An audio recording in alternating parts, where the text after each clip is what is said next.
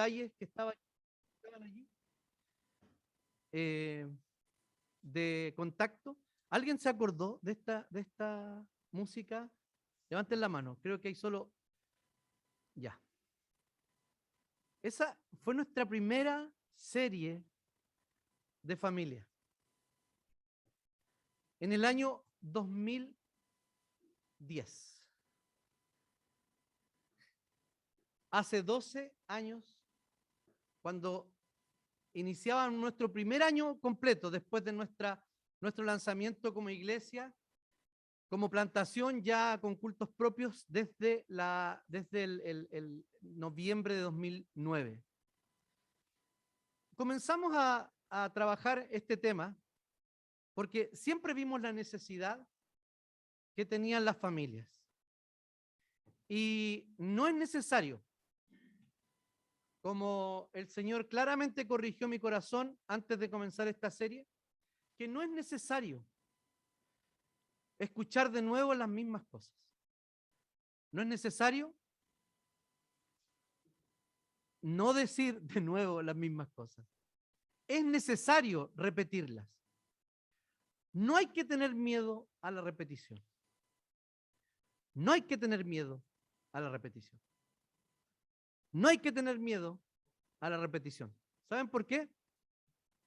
Porque en el repetir estamos cumpliendo la palabra del Señor cuando dice que debía exhortar, Pablo, hablándole a Timoteo, debía exhortar a tiempo y fuera de tiempo.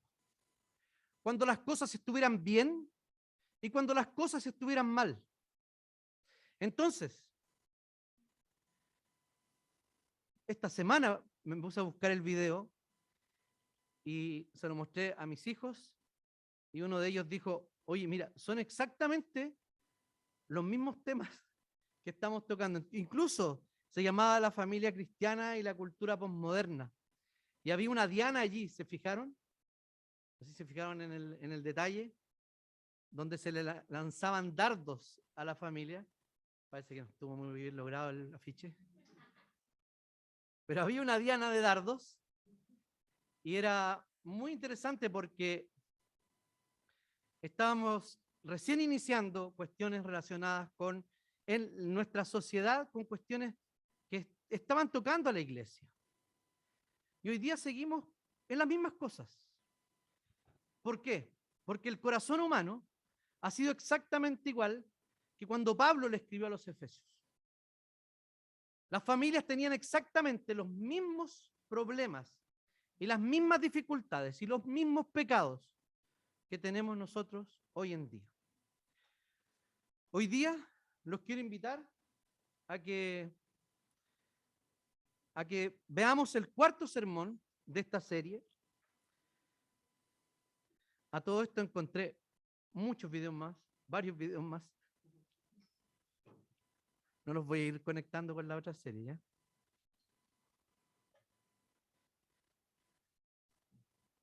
Gracias. El cuarto sermón de nuestra serie, Cristo y la Iglesia, el esposo que ama. Y el pasaje está allí en Efesios capítulo 5, de los versículos 25 al 33, que dice así. Esposos, amen a sus esposas, así como Cristo amó a la iglesia y se entregó a sí mismo por ella, para santificarla.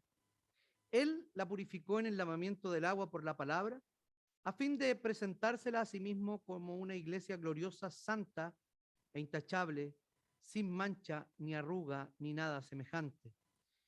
Así también los esposos deben amar a sus esposas como a su propio cuerpo. El que ama a su esposa se ama a sí mismo. Nadie ha odiado jamás a su propio cuerpo, sino que lo sustenta y lo cuida como lo hace Cristo con la iglesia. Porque somos miembros de su cuerpo, de su carne y de sus huesos. Por eso el hombre dejará a su padre y a su madre y se unirá a su mujer, y los dos serán un solo ser. Grande es este misterio, pero yo digo, Esto respecto de Cristo y de la iglesia. Por lo demás, cada uno de ustedes ame también a su esposa como a sí mismo. Y ustedes, las esposas, honren a sus esposos. Oremos al Señor. Señor, te agradecemos en esta hora por tu palabra, porque hoy día podemos acercarnos a ella, Señor, y podemos ser también exhortados por ella. Te rogamos, Señor, que pongas un corazón humilde en nosotros para poder escucharla, Señor, atesorarla y también ponerla en práctica. Oramos en el nombre y en los méritos de Jesús. Amén. Este texto es profundamente contracultural, como explicaba la semana pasada, no solamente en el contexto romano en que se estaba escribiendo, porque leíamos una cita de un autor que estudioso del derecho romano, donde nos contaba que la familia trabajaba por completo para el pater familias, para el papá. Y de hecho, correspondía esto o el resto de la familia, correspondía en términos de propiedad al pater familias. Tenía la patria potestad, tenía también la posibilidad de vida o muerte de parte de su familia, y además de eso, las innovaciones que habían allí en el Código Familiar de Pablo es que pone primero a la parte más descuidada en el contexto greco-romano. O sea, habló de esposas y esposos, padres e hijos, y así para adelante. Amos y siervos. Siervos y amos. Recordemos entonces que lo que nosotros hacemos, lo que nosotros creemos y los valores que tenemos por ciertos, obedecen a una cosmovisión que está formada por algo. Y tenemos simplemente dos formas de mirar el mundo. Una forma de mirar el mundo es mirarlo bíblicamente, ¿cierto? E interpretar el mundo bíblicamente. O lo interpretamos paganamente. Pero no hay términos medios. Recordemos lo que significa una cosmovisión. Una cosmovisión es una visión de vida que es tanto abarcadora y cohesionada. Su objetivo es expresar el significado más profundo del mundo y responder a las cuestiones fundamentales de la vida. Es decir, nos habla de lo bueno y de lo malo. Una cosmovisión nos dice lo que es valioso y lo que no es valioso. Una cosmovisión nos va a determinar o nos va a decir qué cosas son aceptables y qué otras cosas son inaceptables. Ya vamos a mirar exactamente y vamos a recordar cómo es la cosmovisión bíblica o cuáles son estos valores que deberían formar nuestra visión de mundo. Recordemos que decíamos que algunos creen que la sumisión, cuando dice someteos unos a otros por reverencia a Cristo, por temor de Cristo, no nos está hablando de una especie de sometimiento en el mismo sentido, porque si no se anularían los sometimientos. Entonces nadie mandaría, nadie tomaría una palabra final cuando sea necesario, nadie sería la cabeza del otro, no habría absolutamente nada. O sea, como dijimos el otro día, no sé si lo dije bien, que las fuerzas iguales se anulaban. No es eso, es que cada una de las personas que son llenas del Espíritu Santo, según el 5:18, o sea, son creyentes, llenos de la palabra del Señor, o también como el paralelo que dice allá en Colosenses, capítulo 3, es llenos de la mente llena de la palabra de Cristo, que la palabra de Cristo reina en sus corazones. Y luego viene exactamente igual el texto, tanto en Efesios 5 como en Colosenses capítulo 3. Es exactamente igual, es paralelo. O sea, llenura del Espíritu Santo no significa una especie de humo, no es fuego, no es agua, no es un líquido, no es un plasma, no. Llenura del Espíritu Santo es llenura de la palabra de Dios. Punto final. Si usted no es lleno de la palabra de Dios, no se va a llenar orando. Si usted no lee la palabra de Dios, no se llena del Espíritu orando, ni guardando silencio, nada. Palabra del Señor, meditación en su palabra, y eso va a llenar nuestro corazón. Es la misma palabra utilizada cuando le dice a Ananías y cuando le dice a Zafira, a Ananías le dice, Pedro, le dice, ¿por qué ha llenado Satanás tu corazón? Y le has mentido al Espíritu Santo. Cuando él miente, no respecto de a quién, en cuanto lo vende, sino que diciendo que lo que estaba allí, aunque le había cortado una cola, era por lo que lo había vendido el terreno. Lo que hizo básicamente era ponerse al nivel de otros. Porque vemos versículos antes, que es,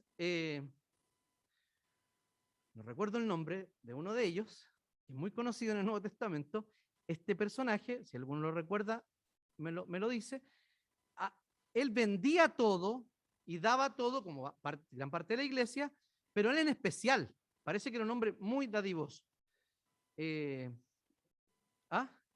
No, no es Cornelio. Tiene que ser antes del versículo de Ananías y Zafira. El problema era que ellos habían dicho sí, por esto lo vendimos. Y habla de llenar, o sea, dominar. Cuando hablamos entonces de que somos llenos del Espíritu Santo, es que nuestra vida está llena del Señor, llena de su palabra. Entonces, ¿qué es la reverencia o la mutua sumisión? Dijimos que la mutua sumisión era que cada uno cumplía un rol dentro de la familia y que ese rol le demandaba sumisión a Cristo y humildad delante de los otros. ¿Ok? Entonces, la esposa, decíamos la semana pasada, que la esposa respeta, y hoy día nos dice que el esposo ama. 3 o 4 repeticiones, respeto, respeto, respeto, ame, ame y ame. Podríamos decir que, sin temor a equivocarnos, que lo que más nos cuesta a los hombres es amar. Y lo que más valoramos que se nos dé es respeto. Lo que más les cuesta a las mujeres es respetar. Y lo que más valoran que se les dé es amor. Somos distintos por diseño. Por lo tanto, el Señor sabe a quiénes le está hablando. Aquí hay una cosmovisión bíblica. El esposo que ama no lo hace en virtud de la esposa, sino primero por reverencia a Cristo. Y en segundo lugar, sometiéndose a la esposa ¿en qué sentido? En que va a buscar lo mejor para ella. Va a actuar humildemente como si Cristo fuera su Señor. Muchas veces nosotros actuamos como si nosotros fuéramos señores de nuestras vidas.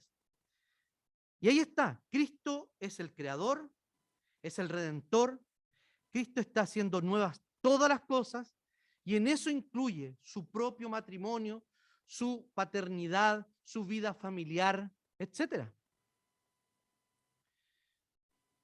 Cristo es el redentor, Cristo es el que está haciendo nuevas todas las cosas. Bajo su señorío se someterá toda la creación, o sea, todo lo malo que nosotros vemos hoy día, que sabemos que no es parte del modelo original, en algún momento será sacado y la creación será reparada, porque Él es quien nos ha sellado y en virtud de la redención de los hijos de Dios, la creación clama por la redención final. Y es lo que vemos en esta gran historia. Esta historia que es la que nosotros, así entendemos la historia. Como decía en el primer sermón, muchas veces nosotros tenemos pedacitos de Biblia, versículos bíblicos separados que no son capaces de transformar nuestra mente. sino que, como dice Pablo en el capítulo 12, no alcanzamos a no adaptarnos a este mundo con eso. Nos pide que nos transformemos en nuestras mentes para no adaptarnos al siglo presente o no adaptarnos, en palabras que estamos usando ahora, a la cultura dominante, a la cultura imperante, a lo que es hoy día políticamente correcto o a lo que toda la gente hace simplemente, porque todos lo hacen así, porque no es normal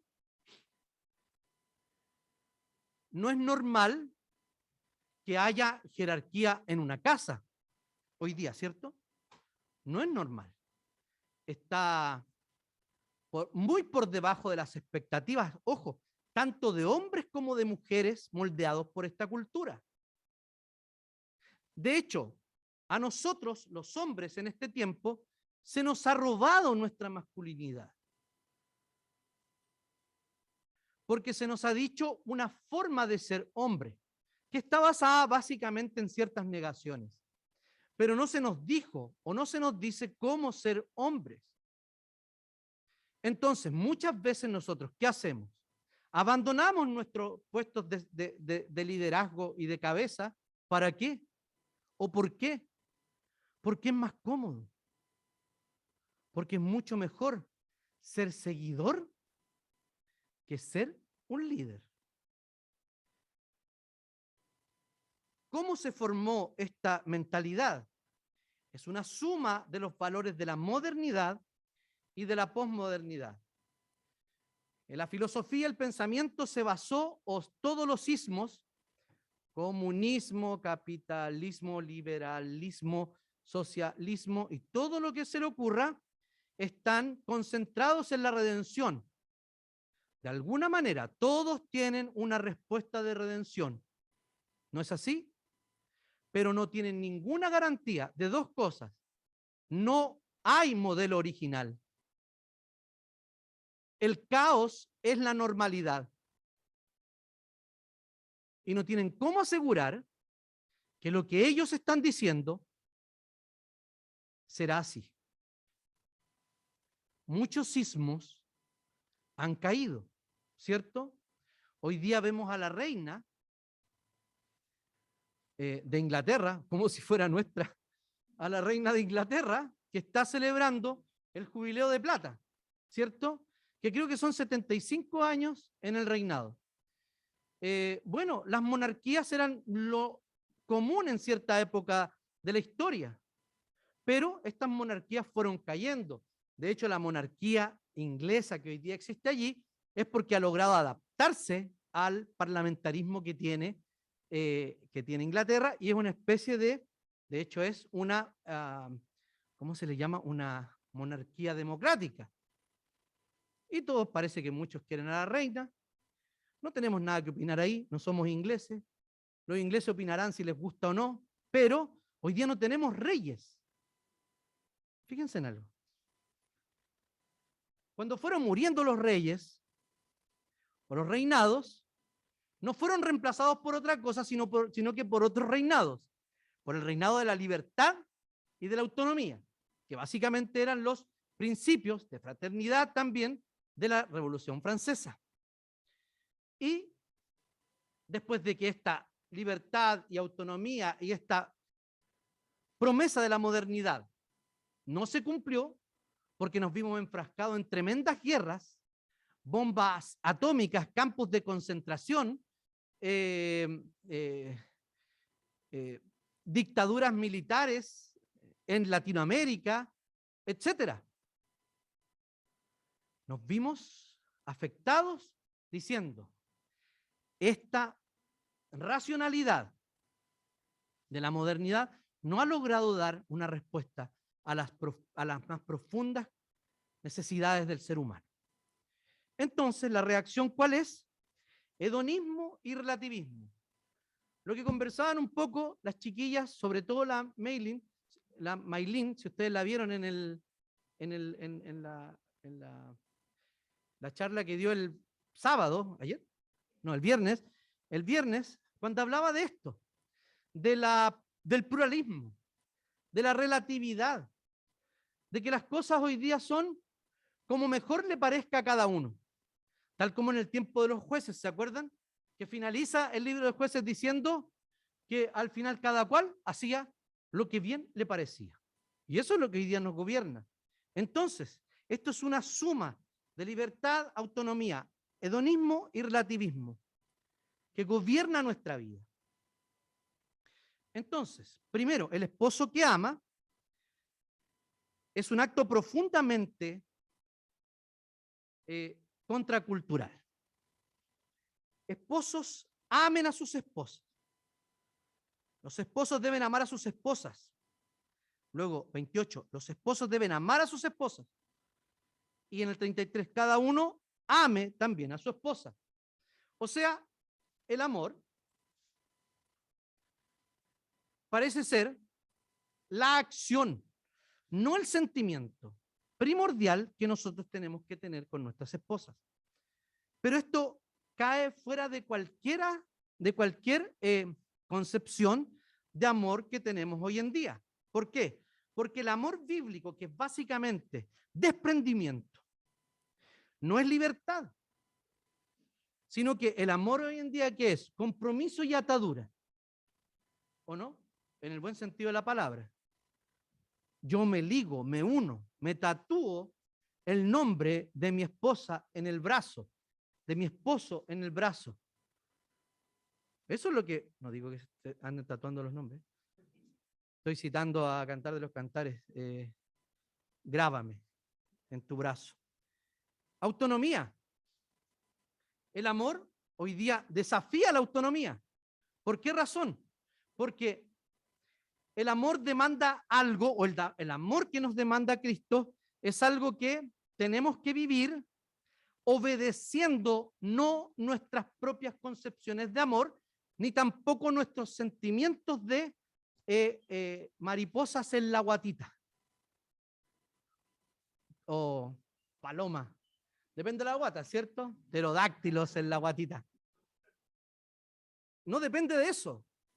Depende, básicamente, de obedecer a Dios, de cómo debemos amar. Y cuando la Escritura, el Nuevo Testamento, nos dice cómo debemos amar, siempre es negación. Y siempre son acciones. Si vemos el amor de Dios reflejado allí, explicado en 1 Corintios capítulo 13, dígame, ¿dónde hay una parte de sentimiento allí? Aunque creo que sí, obviamente el amor es un sentimiento que me hace sentir algo por el otro. Pero ese sentimiento está basado ¿en qué?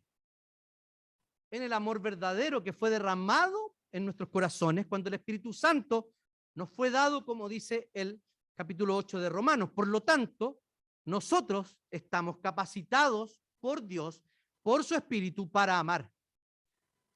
Es cierto que amamos imperfectamente a nuestras esposas, porque no tenemos un amor perfecto, o no podemos practicar el amor perfecto que Cristo practicó o mostró por su iglesia.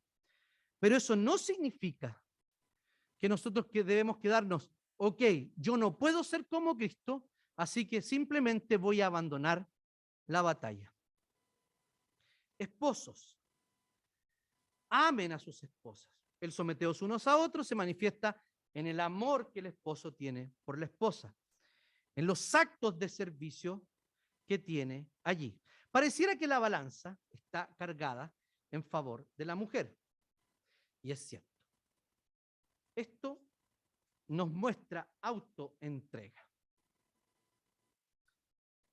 Antes de que nos diera nuestro rol y cómo debíamos amar a nuestras esposas, ya Pablo nos tira un corte diciendo, porque Cristo es la cabeza de la iglesia y su Salvador. Ahora, claramente, nosotros no estamos capacitados para brindar en términos esenciales o ontológicos de cómo son las cosas, la salvación que provee Cristo para nosotros, que la salvación, que lo que nosotros podemos hacer por nuestras esposas, porque nosotros no tenemos la capacidad de salvarlas. ¿Me explico? Pero siempre es una analogía guardando las proporciones del caso. Eso no quiere decir que la pelea o la lucha o el avance que pudiéramos tener o la invitación que el Señor nos da sea, comillas, más fácil, sino que es lo que es. Es lo que el Señor nos dice como amemos y son las capacidades que el Señor nos ha entregado, cómo el Señor nos ha capacitado para mostrar esta autoentrega. Así como Cristo amó a la iglesia y se entregó por ella. A la iglesia, a la mujer le pide respetar al esposo en virtud de la relación que tiene con Cristo. A nosotros nos pide amar a nuestras esposas en la virtud en virtud de cómo nos sometemos al Señor. Entonces, este amor tiene la medida de lo que Cristo hizo por la iglesia. No es simplemente amar con mariposas en la guata.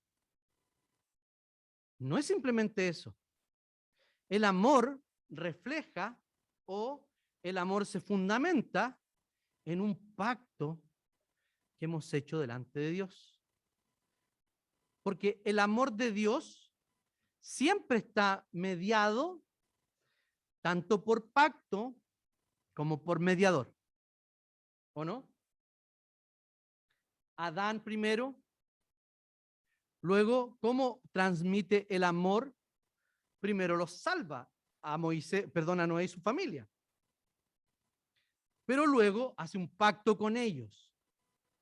Y esa es la forma en que demuestra su amor, pacto y mediador. En el Éxodo, perdón, me salté mucho. Abraham, cuando hace el pacto con Abraham, lo saca primero de la tierra prometida y su amor, ¿cómo se lo manifiesta? En el contexto de un pacto y de un mediador. Cuando llegamos a Moisés, los libra de la tierra de Egipto y los lleva hacia la tierra prometida y de esa manera, mediante un pacto y un mediador, les muestra su amor. Y el amor es distinto como lo muestra en cada una de estas etapas. Pero es la forma en que el Señor lo ha hecho. Y hoy día el Señor muestra su amor para con nosotros en que siendo aún pecadores, Cristo murió por nosotros. ¿Esto qué quiere decir? Que nosotros estábamos en deuda con Dios, tal como lo estaba Israel, tal como lo estaba Noé, tal como lo estaban todos los demás. Pero por medio del pacto que hizo con Cristo, con derramamiento de sangre, el amor está mediado también por pacto o sellado por pacto y mediador. Ese es el amor que tenemos con nuestro esposo, con nuestra esposa. A nosotros nos invita a amar como Cristo amó a la iglesia. Y eso significa, básicamente,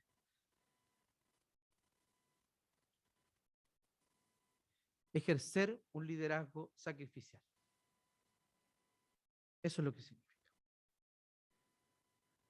No es un liderazgo donde nosotros tomamos el mando sin que nuestro sacrificio nos respalde para ello.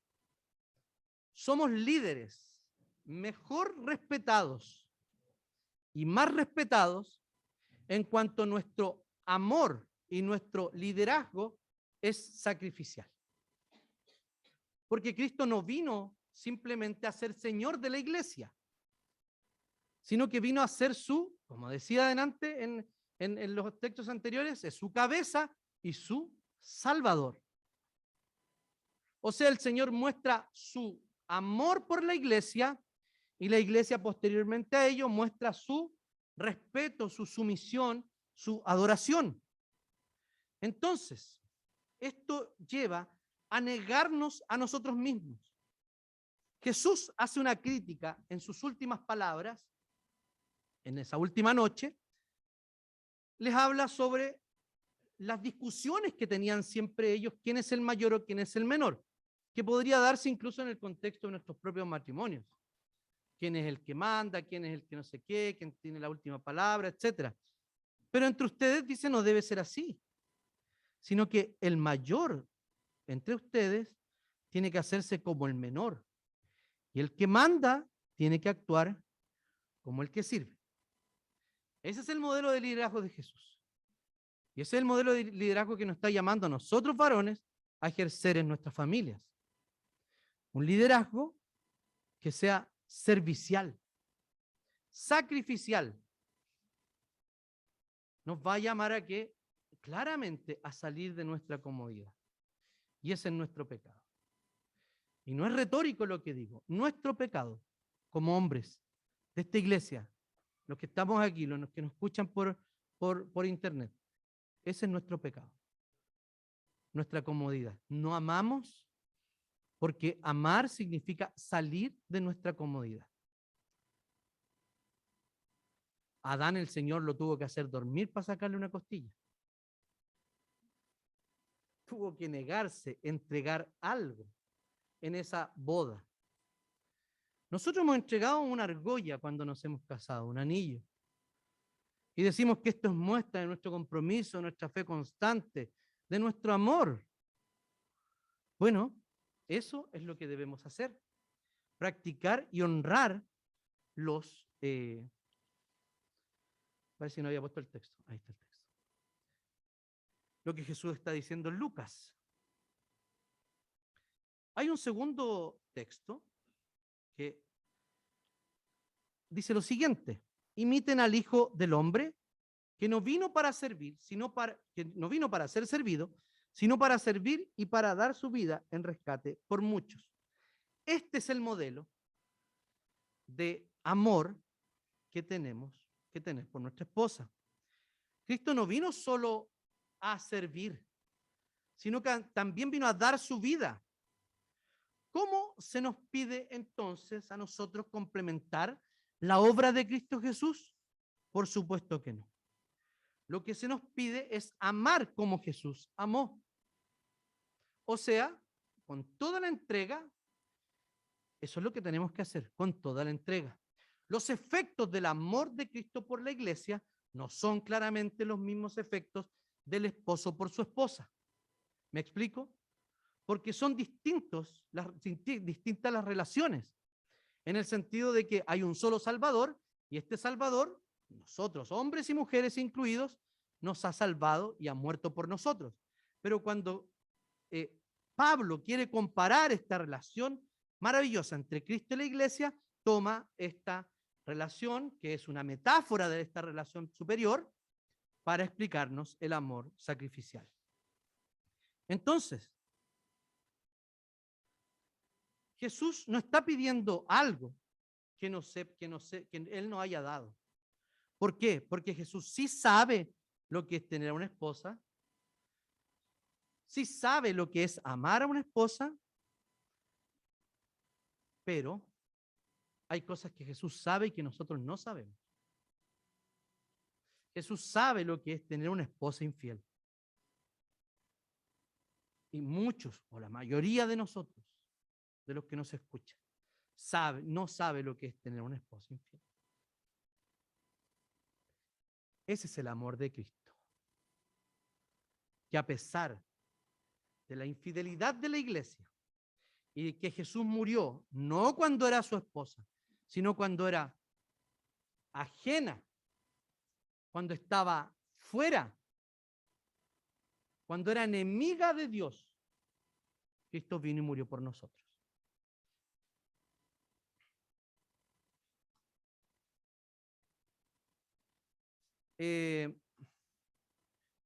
Robert Wolgemuth, espero lo haya dicho bien, si no, perdón, Roberto, dice lo siguiente en su libro Mentiras que los hombres creen. Déjame decirte que el tipo de liderazgo al que creo que la Biblia nos llama supone una tierna humildad, una clase de gracia que honra, protege, afirma, defiende y ama a nuestras esposas. La realidad es que por naturaleza tú y yo somos demasiado orgullosos, egoístas, perezosos y exigentes para ser la clase de pastor que nuestra esposa y nuestros hijos anhelan y necesitan. En esta situación, nuestra mejor promesa de referencia es esta: tú y yo no podemos. Dios puede, y lo hará cuando reconozcamos nuestra incapacidad y les pidamos que Él nos llene de Él mismo. Si no somos llenos del Espíritu Santo, no estamos llenos de la palabra de Cristo, daremos una pelea totalmente infructuosa. Esto es la respuesta que da a la mentira: no tengo lo suficiente para ser líder de mi hogar, ¿le puedo pasar esta responsabilidad a mi esposa? Esa es la mentira que está contestando aquí este caballero. Debo decir que la Nancy escribe mucho mejor que su esposa. Amen a sus esposas también significa o muestra un cuidado espiritual. Lo que dice aquí, dice que es para santificarla. Él la purificó en el lavamiento del agua por la palabra, a fin de presentársela a sí mismo como una iglesia gloriosa, santa e intachable, sin mancha ni arruga, ni nada semejante. Aquí está hablando de lo que Cristo hace por su iglesia. O sea, que Él la santifica, Él la purifica, ¿cierto? Y se la presenta a sí mismo, y nombra palabras como gloriosa, santa, intachable, mancha, arruga.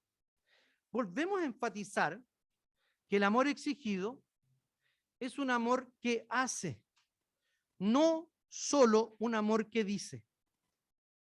Ambas, pero deberían ser en este orden. Y no digo que no hay que decir que uno ama a su esposa. Por lo menos, no deberíamos pasar un día de nuestra vida sin decirle a nuestra esposa que la amamos. Y el resto del día debería ser la muestra del amor que decimos tener.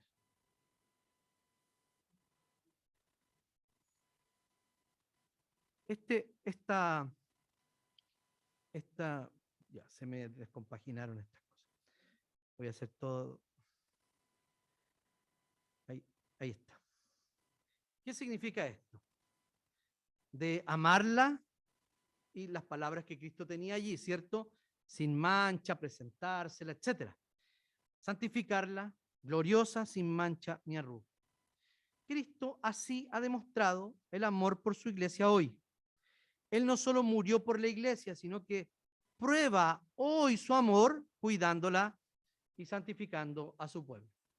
Entonces, ¿qué es lo que nos va a pedir el Señor a nosotros en este sentido? Nos va a pedir lo siguiente. Primero, está fuera del alcance de lo que el esposo puede hacer por la esposa. Esto es lo que Cristo hace por su iglesia. O sea, santificarla, presentársela gloriosa, todo esto no está al alcance del esposo. Pero ¿qué está diciendo entonces con esto? Si está comparando la relación o el amor que Cristo manifiesta por su iglesia en el amor que el esposo manifiesta por su esposa. Está diciendo esto, que puede ser un instrumento en las manos de Dios para el crecimiento integral de su esposa. Pregúntese, usted no teniendo la capacidad para santificarla, no teniendo la capacidad para mantenerla gloriosa, sin mancha ni arruga, eso es imposible.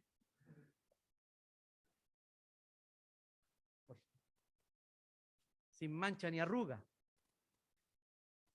Pero sí nos está diciendo el Señor que podemos ser instrumentos en sus manos para la acción de Dios en nuestra esposa. Entonces, pregúntese, ¿su relación con su esposa la acerca más al Señor y la hace crecer espiritualmente? ¿O la aleja del Señor y la deprime espiritualmente? Si la respuesta correcta es la primera, siga trabajando y va por buen camino. No baje la guardia. El que crea estar firme, mire que no caiga. Pero si su respuesta claramente, no piense lo que usted piensa, piense lo que su esposa está pensando de usted. La relación con su esposa la acerca más al Señor la hace más santa, la hace amar más al Señor, la hace crecer espiritualmente, ¿pasa eso? ¿O la aleja? ¿O todo lo contrario? Si es todo lo contrario, estamos en un problema.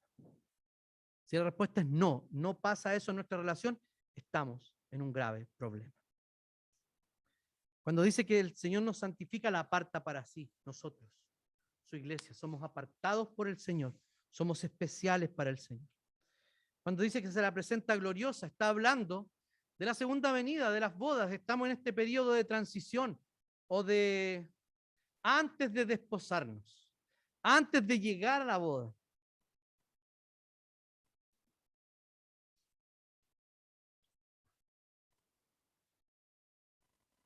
El autor Larry Craft, en su libro El silencio de Adán, habla de lo siguiente. Dice que una de las formas en que nosotros dañamos a nuestra esposa es el silencio. ¿Por qué? Porque cuando vemos el relato del Génesis, nos relata lo siguiente. Y la mujer comió del fruto y su marido estaba con ella. No es que Eva llegó después de la tarde a la casa con el fruto mordido, diciéndole, mira amor, es rico, no pasó nada. No, no, no, no. Allí los eventos son consecutivos.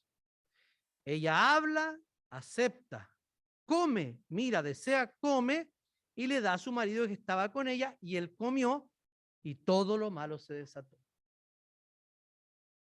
Dice lo siguiente, Larry Craft y sus compañeros con los que escribe. ¿Qué le hace mi silencio a mi esposa? La señal con un dedo y la culpa por desear demasiado. Al igual que Adán, la quiero culpar por todo el caos de mi mundo. Adán respondió, la mujer que me diste por compañera me dio de ese fruto y yo lo comí. Culparla me libra de responsabilidad.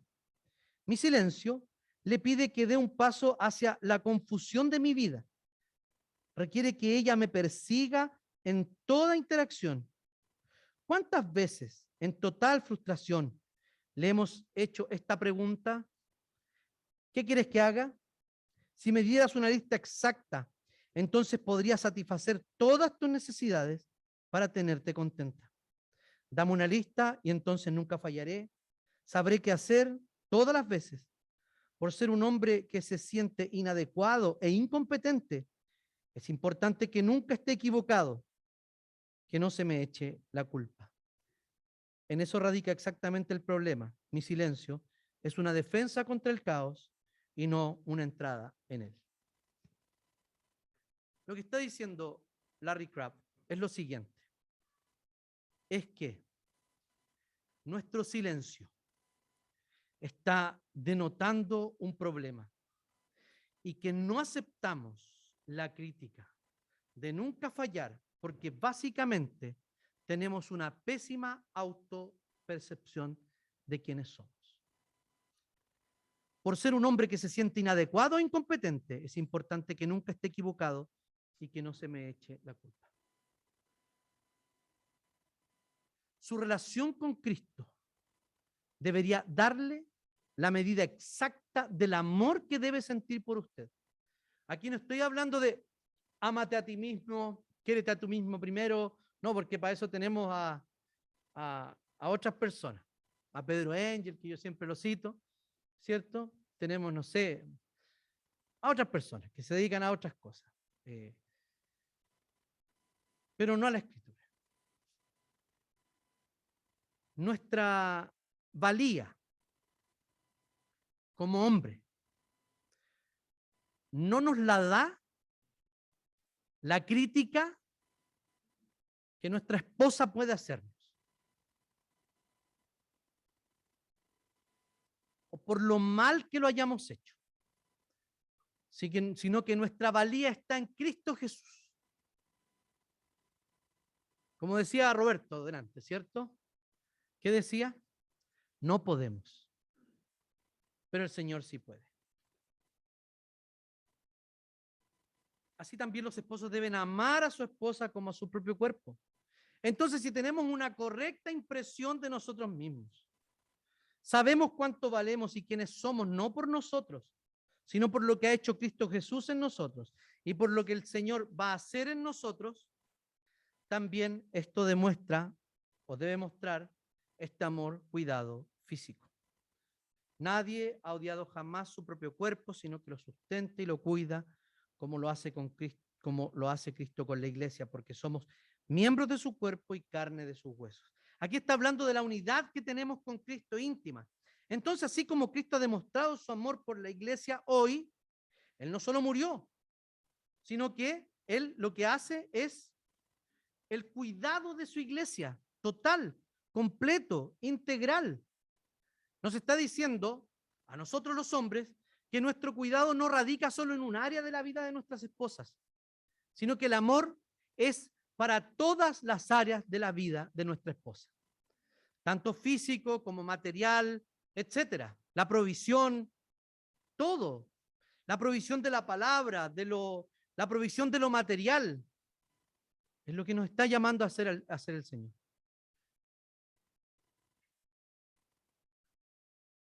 Ese cuidado físico, como dije, proveer sustento material.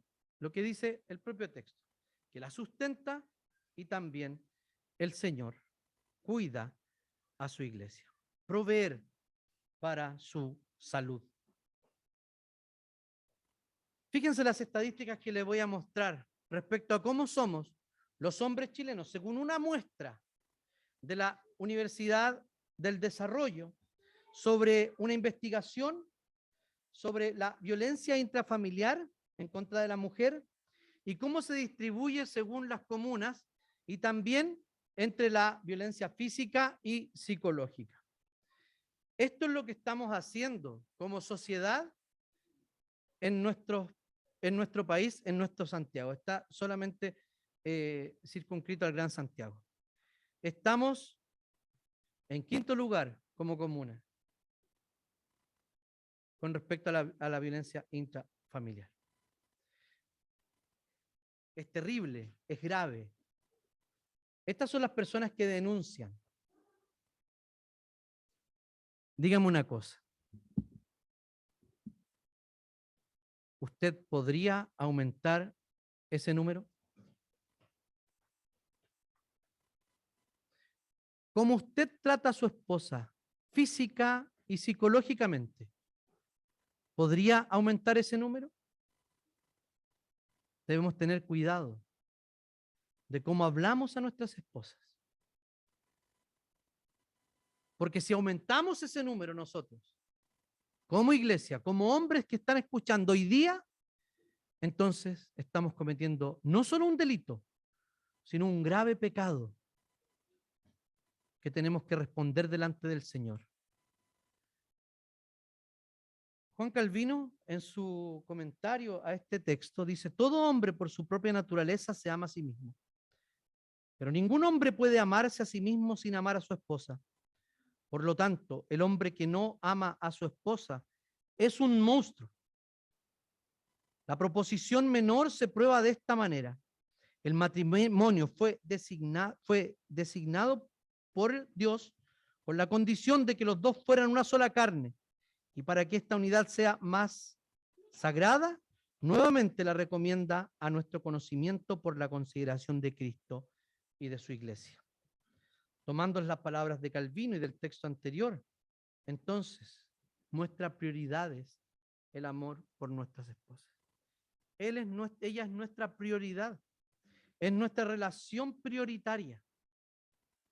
No hay más relación más importante en este mundo que la que tenemos con nuestra esposa. Por lo tanto, el hombre dejará a su padre y a su madre y se unirá a su mujer. Los dos serán un solo ser.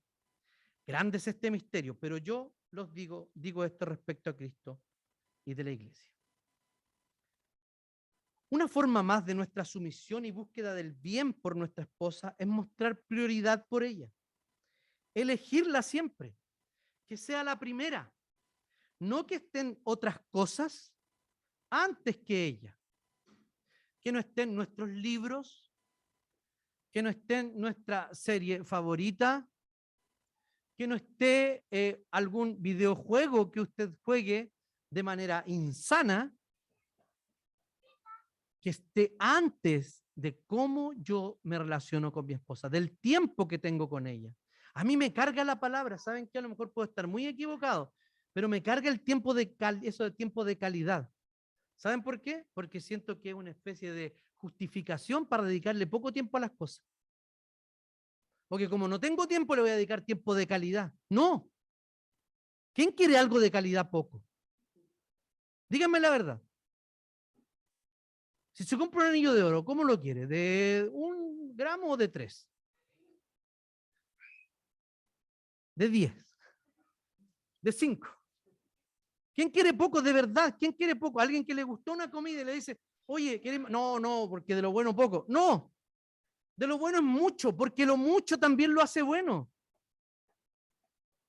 Esos tiempos como tiempos de calidad, como que estamos presionados para hablar cosas relevantes e importantes con nuestra esposa, ¿cierto? Para que no se nos vaya ese tiempo de calidad y estamos chesados con esa tontera. Cuando simplemente estar juntos, tomarse la mano cuando van caminando. Esa es la simplicidad del matrimonio. Esas cosas son las que hacen la vida juntos, la vida común. Usted sabe dónde le aprieta el zapato. Usted sabe lo que... Lleva 12 años escuchando sermones como estos. Hágalo de una vez. Paul David Tripp. Lo estaban extrañando, ¿no? Yo también. Al finalizar su libro, ¿qué estabas esperando? Él habla de la adoración y del trabajo y cómo hay que trabajar, cómo el matrimonio adora al Señor, pero cómo esto demanda trabajo de nosotros. La adoración, dice, mucho más que un conjunto de emociones o un bosquejo teológico. Es un estilo de vida, es una manera de pensar y de responder a todo lo que sucede en la vida. Es como visional, ¿cierto? Es creer que Dios existe y que está contigo en tu matrimonio y que lo que Él ha llamado a hacer vale la pena. La adoración y el trabajo van de la mano. Si crees que Dios es sabio y verdadero, vas a tomar en serio lo que Él dice y vas a hacer voluntariamente las cosas que es bueno y justo hacer. No las vas a hacer una sola vez, vas a hacerla una y otra vez, día tras día. Si confías en Dios, vas a estar dispuesto a entregarte al trabajo arduo de un buen matrimonio. Un matrimonio requiere unidad. Un matrimonio en unidad de entendimiento y amor requieren un compromiso de trabajo, diario de trabajo. No es tarea fácil. Pero tampoco es una tarea complicada. Tenemos la palabra de Dios, el Espíritu Santo, otros hombres, Dios actuando a nuestro favor, una esposa que está tratando de ser amable y trabajando en ello. ¿Cuál sería entonces nuestra tensión dolorosa como hombres? Esto es consecuente, como ya vimos con la cosmovisión cristiana. Pero ¿qué podría pasar? Hay algunas consecuencias sociales que podríamos vivir. Podríamos ser llamados, si estamos muy inclinados a servir a nuestra esposa y amarla sacrificialmente, nos llaman nuestros amigos macabeos. O Superman, ¿cierto? Supermandoneado. O en su defecto, por querer cumplir el liderazgo como maridos, somos tachados de machistas, tal vez incluso por nuestras esposas que han estado escuchando a la serpiente del feminismo actual. O también de retrógrado, que las familias ya no se organizan de esta manera. O como veíamos, como reflexionábamos hace 12 años, la familia no la puede hacer como le guste, a la medida del consumidor. O puede ser tachado también de controlador. Pero hay otra cosa que usted podría hacer dentro del grupo de la iglesia, admirado. ¿Por qué razón? Porque se parece tanto a Cristo en el amor que usted muestra por su esposa. Pero esto podría también llevarnos a una falsa humildad y a una situación gravísima. Es que si un marido cristiano practica el modelo de liderazgo de Jesús, podría sentirse orgulloso y compararse con otros hombres, sintiéndose superior. ¿Por qué? Porque eso es súper fácil, porque te aseguro que siempre va a haber uno peor que tú.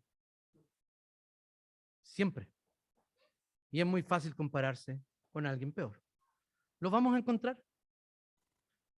No se trata de eso. Cristo lo es todo. Él es el gran modelo de esposo, no nosotros.